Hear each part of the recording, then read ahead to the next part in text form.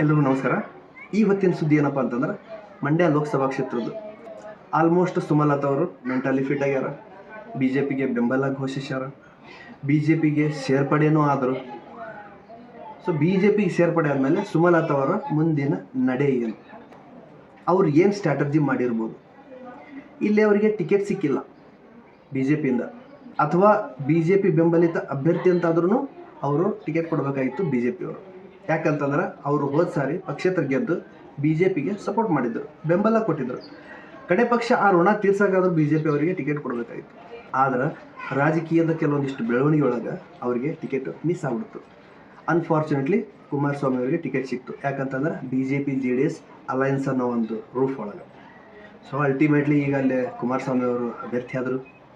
ಇನ್ನು ಇಲ್ಲಿ ಸುಮಲತಾ ಅವರು ತಾವು ಏನು ಮಾಡ್ಬೋದು ಅಂಥೇಳಿ ಎಲ್ಲ ರೀತಿಯಿಂದ ಯೋಚನೆ ಮಾಡಿದಾಗ, ವಿಚಾರ ಮಾಡಿದಾಗ ಅವ್ರಿಗೆ ಫೈನಲ್ ಆಗಿ ಒಂದು 2-3-4 ಟಿಪ್ಸ್ ಸಿಗ್ಬಿಟ್ಟವು. ಜನರಲ್ಲಾಗಿ ಅವ್ರಿಗೆ ಮೀಡಿಯಾದವ್ರು ಕ್ವಶನ್ ಹಾಕಿದ್ರು, ನೀವು ಹೋದ ಸಾರಿ ನೀವು ವಿನ್ ಆಗಿದ್ರಿ, ಈ ಸಾರಿ ನಿಮಗೆ ಟಿಕೆಟ್ ಇಲ್ಲಲ್ಲ ಅಂತ. ಸುಮಲತಾ ಅವರು ಅಷ್ಟೇ ಸಾಫ್ಟಾಗಿನೂ ಆನ್ಸರ್ ಮಾಡ್ತಾರೆ. ಆಮೇಲೆ ಒಂದು ಪ್ರಶ್ನೆಗೆ ಒಂದೇ ಉತ್ತರ ಕೊಡ್ತಾರೆ, ಎಕ್ದಮ್ ಕ್ಲಾರಿಟಿ ಆನ್ಸರ್ ಇರ್ತೈತೆ. ಅದರೊಳಗೆ ರಿಪೀಟ್ ಆನ್ಸರ್ ಮಾಡೋಕ್ಕೆ ಹೋಗಲ್ಲ. ಅಂದರೆ ರಿಪೀಟ್ ಕ್ವಶನ್ಸ್ ಅವರಿಗೆ ಸ್ವಲ್ಪ ಆಗಿ ಬರೋಂಗಿಲ್ಲ.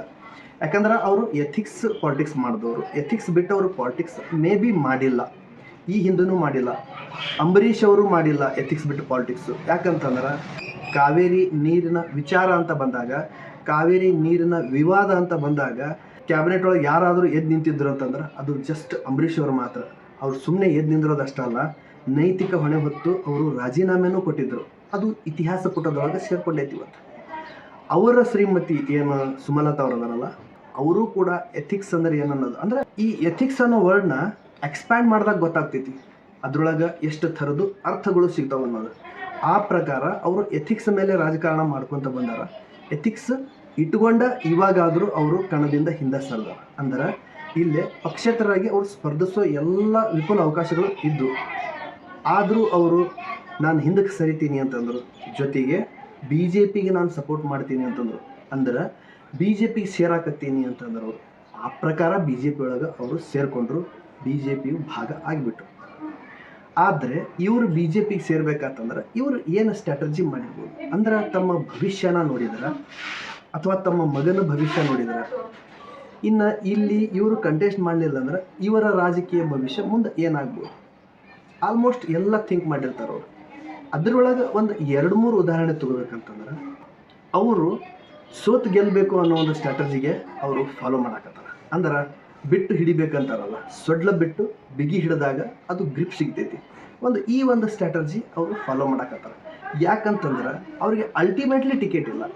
ಫೈಟ್ ಮಾಡಿದ್ರೆ, ಇಂಡಿಪೆಂಡ್ ಆಗಿ ಕಂಟೆಸ್ಟ್ ಮಾಡಿದ್ರೆ ಏನು ಪಡಿಬಹುದು ನಾನು ಅಥವಾ ಏನು ಲಾಸ್ ಮಾಡ್ಕೋಬೋದು ನಾನು ಅನ್ನೋದು ಸ್ಪಷ್ಟ ನಿಲುವು ಅವ್ರಿಗೆ ಐತಿ.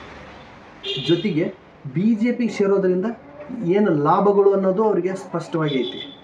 ಕಂಟೆಸ್ಟ್ ಮಾಡಿದರೆ ಅವರಿಗೆ ಲಾಭಗಳು ಬಹಳ ಕಡಿಮೆ. ಮುಂದೆ ರಾಜಕೀಯ ಭವಿಷ್ಯನೂ ರೂಪಿಸ್ಕೊಳ್ಳೋಕೆ ಆಗಲ್ಲ. ತಮಗಾಗ್ಬೋದು ಅಥವಾ ಭವಿಷ್ಯದೊಳಗೆ ತಮ್ಮ ಮಗನಿಗಾದರೂ ಆಗ್ಬೋದು.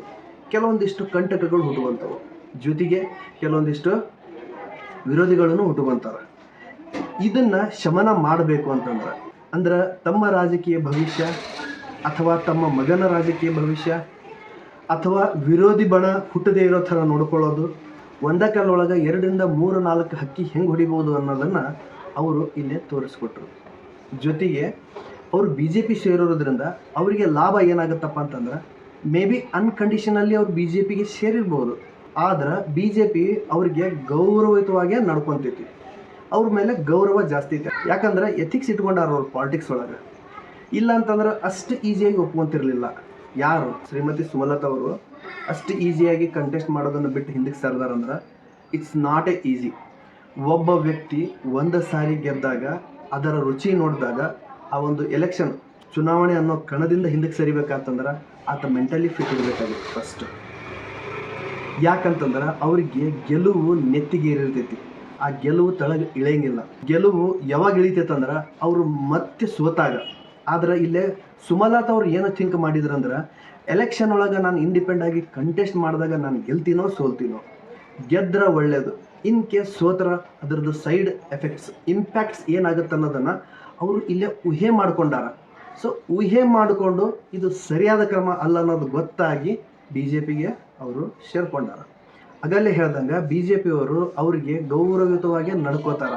ಯಾಕಂತಂದ್ರೆ ಅವ್ರು ಏನೂ ಮಾತಾಡಲಾರ್ದ ಬಿ ಜೆ ಪಿಗೆ ಸೇರ್ಕೊಂಡಾರ ಮತ್ತು B J P JDS alliance ಕ್ಯಾಂಡಿಡೇಟಿಗೆ ಅವರು ಸಪೋರ್ಟ್ ಮಾಡ್ತಾರೆ. ಮೇ ಬಿ ಸಪೋರ್ಟ್ ಮಾಡಬಹುದು ಕುಮಾರಸ್ವಾಮಿ ಅವರಿಗೆ, ಯಾಕಂದ್ರೆ ಇನ್ನೂ ಕೆಲವೊಂದಿಷ್ಟು ನಿಲುವು ತಗೋಬೇಕು. ಅವರು ಹೈಕಮಾಂಡ್ ಏನು ಹೇಳ್ತಾರೆ, ಬಿ ಜೆ ಪಿ ಹೈಕಮಾಂಡ್ ಅವ್ರು ಹಿಂಗೆ ಹೇಳ್ತಾರೆ, ಆ ಪ್ರಕಾರ ಕೇಳಬೇಕಾಗುತ್ತೆ.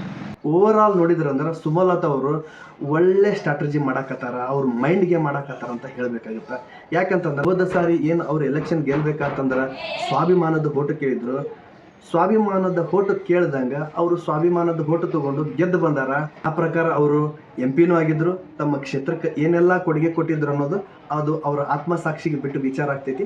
ಸೊ ಎಲ್ಲನೂ ಥಿಂಕ್ ಮಾಡಿದ್ರೆ ಇನ್ನೂ ಒಂದು ಹೆಜ್ಜೆ ಮುಂದೆ ಹೋಗಿ ನೋಡಿದ್ರೆ ಅಂದ್ರೆ ಬಹುಶಃ BJP ಅವರಿಗೆ ಯಾವುದು ಅನ್ಯಾಯ ಮಾಡಲಿಕ್ಕಿಲ್ಲ. ಗೊತ್ತಿಲ್ಲ ಪಾಲಿಟಿಕ್ಸ್ ಒಳಗೆ ಹೆಂಗೆ ಮೂಮೆಂಟ್ ಬರ್ತೈತಿ ಅನ್ನೋದು ಹೇಳೋಕ್ಕಾಗಂಗಿಲ್ಲ. ಸಾಧ್ಯ ಆತಂದ್ರೆ ರಾಜ್ಯಸಭೆ ಕಳಿಸ್ಬೋದು, ಇಲ್ಲ ವಿಧಾನ ಪರಿಷತ್ತಿಗಾದರೂ ಕಳಿಸ್ಬೋದು. ಏನಾಗುತ್ತಂತ ಶೂರಾಗಿ ಹೇಳೋಕ್ಕಾಗಂಗಿಲ್ಲ. ಆದ್ರೆ ಸುಮಲತಾ ಅವ್ರು ಏನು ದಾಳ ಉರುಳಿಸ್ಯಾರಲ್ಲ, ಎಕ್ದಮ್ ಸ್ಟ್ಯಾಂಡರ್ಡ್ ದಾಳನ ಉರುಳಿಸ್ಯಾರವ್ರು.